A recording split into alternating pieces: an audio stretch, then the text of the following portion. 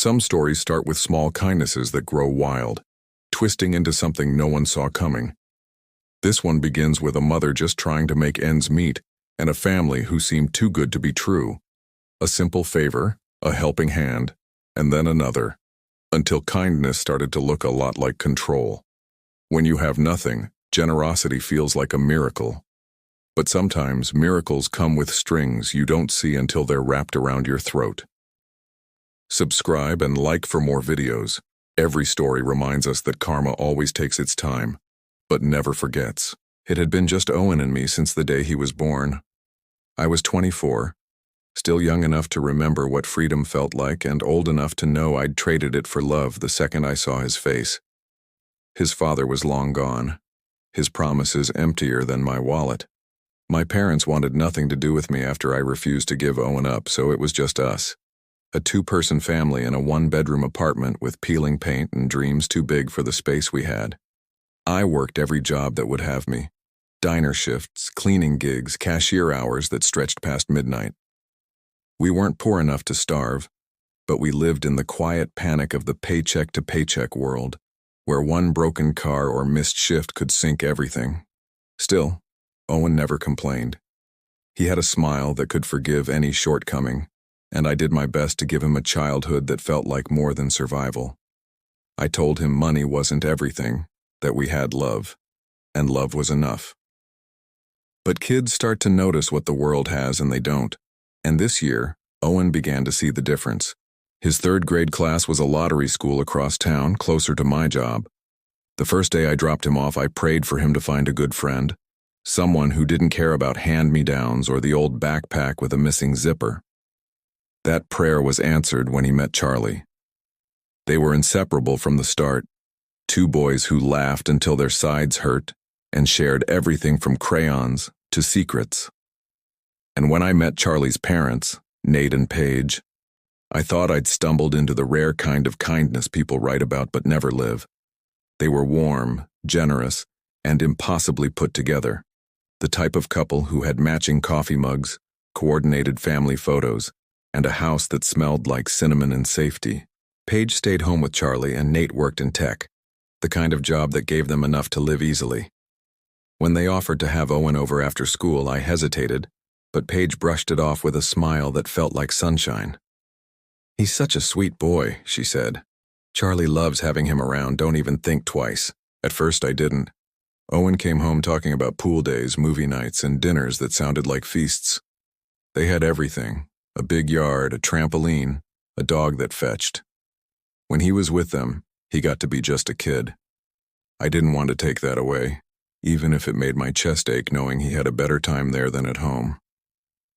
Paige always refused my attempts to repay her.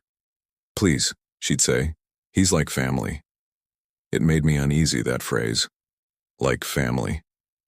But she said it with such warmth that I convinced myself it was innocent. When spring break rolled around and I couldn't get Owen into camp, Paige offered to take him for the week. I said no at first, feeling guilty for even considering it, but she insisted. "It's no trouble, Charlie would love it." That week, Owen came home glowing. They'd gone to the zoo, the movies, even horseback riding. When I tried to hand Paige money for gas, she laughed it off like it insulted her. "You're doing an amazing job, you know," she said one afternoon, standing at her door like she meant every word.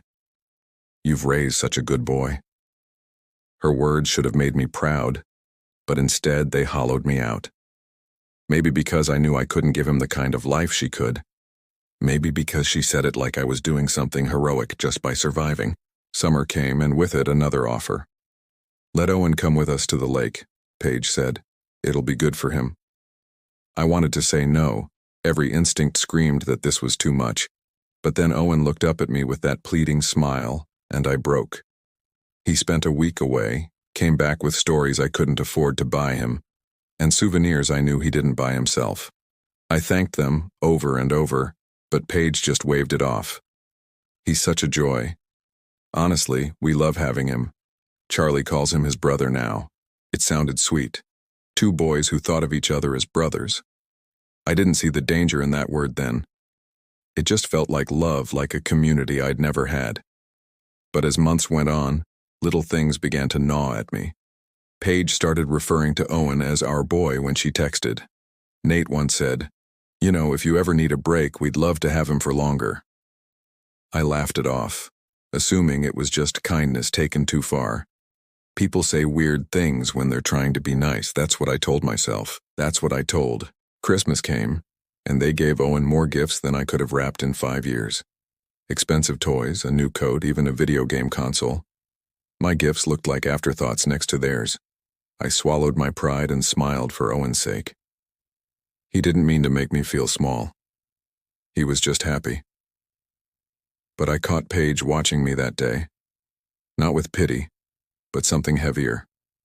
Like she was measuring me, deciding something. By spring, their generosity had turned into something that didn't feel like help anymore. Paige asked if Owen could stay with them the entire spring break. "So you can pick up extra shifts," she said. I hesitated, but eventually agreed. When I came to pick him up a week later, Paige and Nate sat me down, faces soft, voices rehearsed. They said Owen was thriving with them, that he was happier, calmer, that they could give him things I couldn't.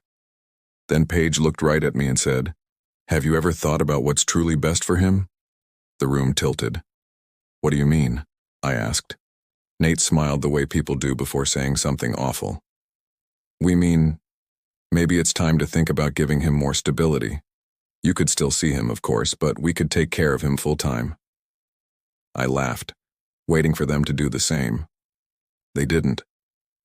"You can't be serious," I said. "You're talking about taking my son." Paige's face softened like she pitied me for not understanding. "We'd never take him. You'd sign guardianship.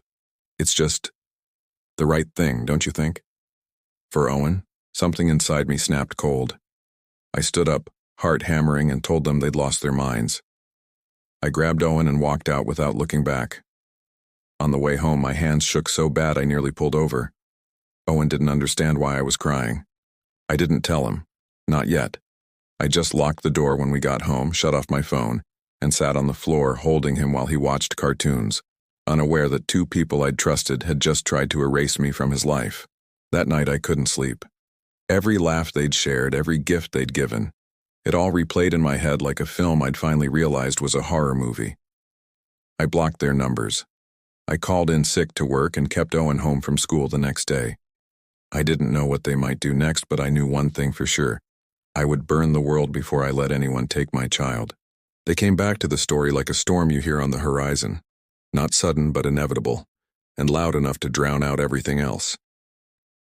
I called the school the morning after that conversation, because my hands wouldn't stop shaking and because the thing that felt worst was not knowing what they might try next.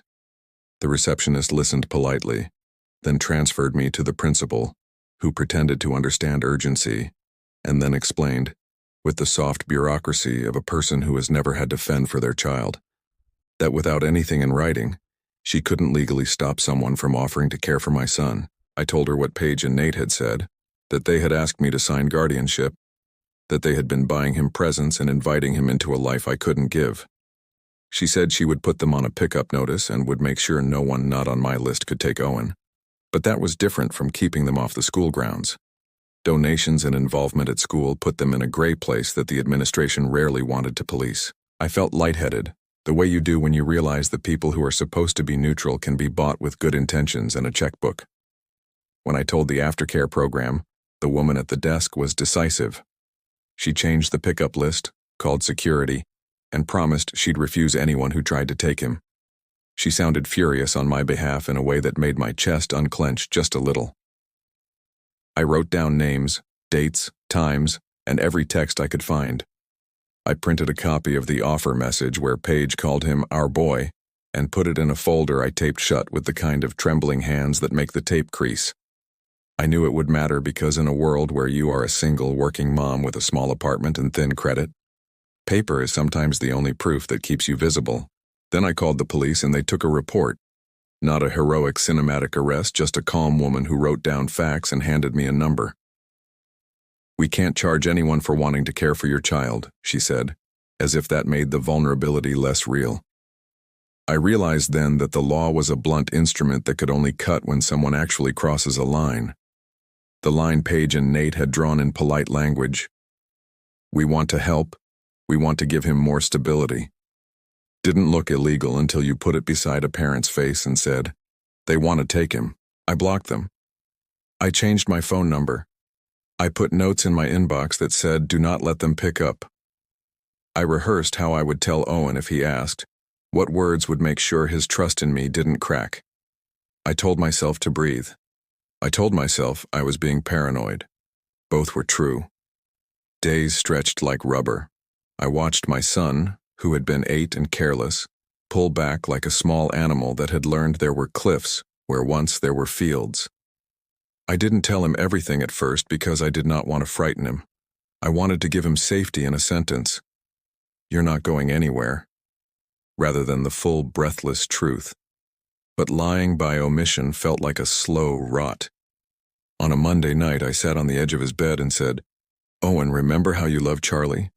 Well, Charlie's mom and dad asked me something that made me uncomfortable.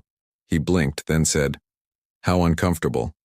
Like the sort of kid who hoards courage in questions. They asked if they could have you live with them. He did not cry immediately. He only looked small in the lamplight, like the light had been turned down on him. Then the words came. Mom, I don't want to leave you. He was only 8, and the thing I wanted most in the world was to tell him that this would not be the story that swallowed us. I knelt, pulled him into my lap, and promised that we would stay together. The promise felt like a bargain with the world, maybe quixotic, but mine. I told the school plainly that they were not allowed to pick him up. The office made a note, they told me. When the aftercare director called me an hour after school to say a woman had tried to pick him up, I imagined steam and fists and a showdown. Instead it was. The woman had been turned away politely at first, then she wouldn't leave. The director had called the police. Officers escorted Paige off the property. They filed a report for trespassing. She left furious, but without handcuffs. That night I thought of the movie scenes where the villain is dragged away and the credits roll. This wasn't that. The police report was a piece of paper that sat in a box with my other papers, but it was something I could use when the world shrugged. I sat on the bumper of my car in the parking lot afterward and cried in the way you do when you are tired of being brave. A single mom's armor is partly made of stoic routine, paychecks, school lunches, bedtime stories. But the thing that kept me alive was the thought that I was the one who would always show up for him. Someone had tried to rewrite that. The internet became a strange kind of neighbor. I posted not for pity but to knit together a map of advice. I read strangers' comments like they were counsel at a trial. Document everything. Notify the school in writing. Get an order of protection if they escalate. Some were kind. Some assumed I could just hand over custody and that I was being dramatic. None of that mattered as much as the concrete steps. I made copies, filed reports, and installed a simple Ring camera on our front door with money I had saved by skipping takeout for months. I changed up my routines. I stopped sending Owen to the park unsupervised. I took a day off work to sit in the principal's office until she looked me in the eye and agreed to escalate my concerns to the district. Not an act of grace on her part, but a negotiated outcome. I called the social services office and explained the pattern of requests and the attempted pickup. They listened, which felt like power. They referred me to a family lawyer who took calls on a sliding scale. She told me about injunctions and restraining orders, and about how sometimes people weaponize their kindness to isolate a child from their parent. The words felt heavy and fair, and I copied them into a notebook, the way a student takes notes in a class that will decide their life. Weeks became months. Paige and Nate did not attempt another overt grab, at least not at first. But they were everywhere in the small ways that wore on me. Birthday invitations in the mailbox that I tore up before Owen could see. Volunteer sign-ups that listed Paige's name even though she was supposed to be restricted. And a community that quietly rationalized their motives because they had given so much money to the school. I learned a cruel lesson about charity. Sometimes it buys you influence, and sometimes influence is indistinguishable from entitlement. I appealed to the school board, wrote emails, and showed up to meetings holding a folder of paper like a shield. The principal explained budget constraints and policies. The board members explained precedents and liability. I explained the tremor in my voice and the thing that made me look older than 24. The fear that your child will someday be told that someone else could give him more and that your answer of no would be dismissed as selfish. Owen's friends noticed. Kids ask the blunt questions adults avoid. Why won't Charlie come to play? Why won't we go to their house? I practiced answers that protected him without tearing him open. Some families make choices I don't agree with, I said. They were being unkind. He accepted it like kids do, sometimes with a grim resolution that made me both proud and sick. There were nights he went to sleep early because the idea of losing a friend made the world too big for him.